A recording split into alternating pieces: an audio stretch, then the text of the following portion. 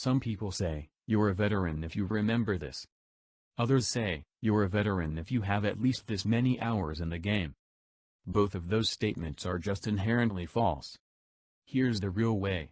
Have you ever asked this question? If so, congratulations. You're a veteran.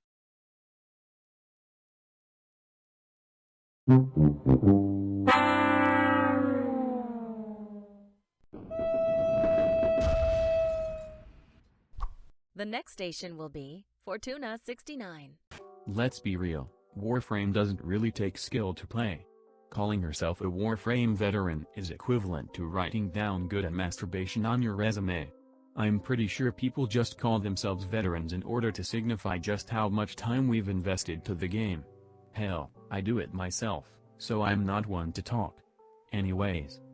Assuming that you aren't busy with another game or have just simply not noticed that player count is dropping faster than honeybees are dying from the planet, all of us are basically just sitting here twiddling thumbs for the remainder of our anticipated mainline content to be released, the contents of which include but aren't limited to another cinematic quest, another open world, and another open world kind of, but instead you're in a spaceship.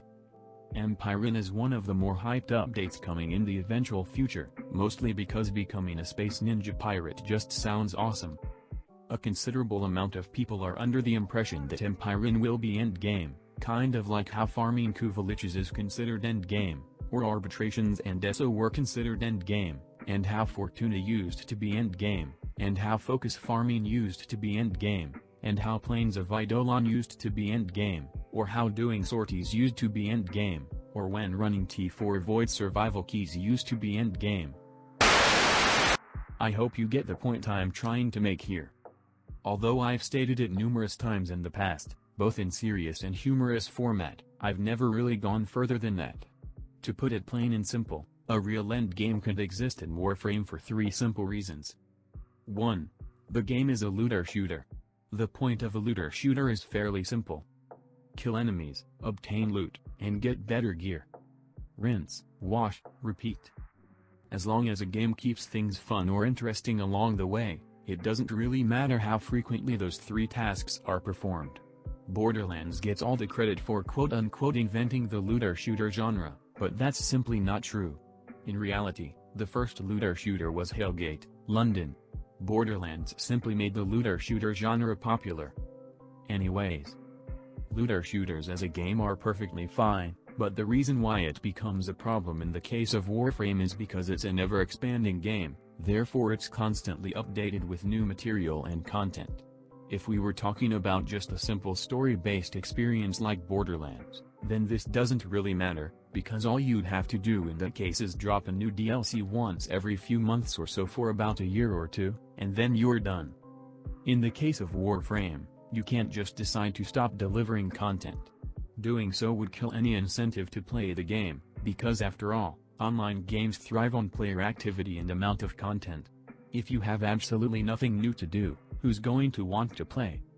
2. A true endgame would mean there's content that can never be surpassed, but in the case of Warframe, this just isn't possible. As an example, consider how often the content that we call endgame has changed. Having an update that delivers an actual, legitimate quote-unquote endgame would imply 2 things. 1. Whatever that update delivers is what DE wants the players to actually be doing for countless hours on end. And 2. Whatever that update delivers will take precedence over most if not all other content for veteran players, because after all, an endgame implies that a game has finality. Naturally, neither of these 2 reasons are possible. As I stated earlier, Warframe is a game that constantly evolving and constantly changing. Having an update suddenly drop and say, "This is endgame now by the way," would mean that no matter how boring, annoying, or frustrating it might be, that update is what players will have to endure as real endgame for the remainder of their time playing Warframe, and considering how frequently DE changes their vision of the game with updates every few months or so, you can't really see that as a possibility. Furthermore, consider what I also stated in the past. In other words, in order for something to be true endgame, it must give the player something of worth that never loses value or at least won't for a long time. It must be something that can't be simply taken out of the game at any point in time, And most importantly, it must be something that remains relevant to the player. Having content in Warframe that never loses relevance is kind of a tricky idea to tackle, because in a game again, Warframe is a constantly evolving game. Newer content always tends to bring stronger enemies and stronger weapons, meaning that power creep is an ever-present issue. Being given content that will literally never lose its worth implies that it will never become irrelevant. That sounds fine and all, but the last time we were given content designed to never lose relevance, we got Riven mods, and you know as well as I do how that turned out. And 3, Warframe simply never was, is not, and never will be designed for the long term. If you know about the early days of DE as a company, you might know that they were close to going bankrupt due to having made very small profit margins in previous games they were involved with creating. Because of that, they made Warframe as their Hail Mary pass to staying alive as a company. As you can tell by now, it worked. However, their focus then was on just paying the bills, not on planning what would come in the following years. With that in mind, Warframe kind of just became a block that DE would gradually chisel away at over time, slowly revealing its creative potential. Be that as it may, that hasn't done much to fix the what are we supposed to do now aspect of Warframe. Sure, DE has certainly admitted that they haven't been perfect the whole way through, and that's fine. However, there's really only so much you can do to kill time until you seriously have to start innovating. While it's normal that we see rises and falls in active player count, I really don't think we're going to see anything more than that unless an update comes out that changes how we perceive the game completely, such like how the Second Dream did years ago. Making repeated open world updates can only get you so far.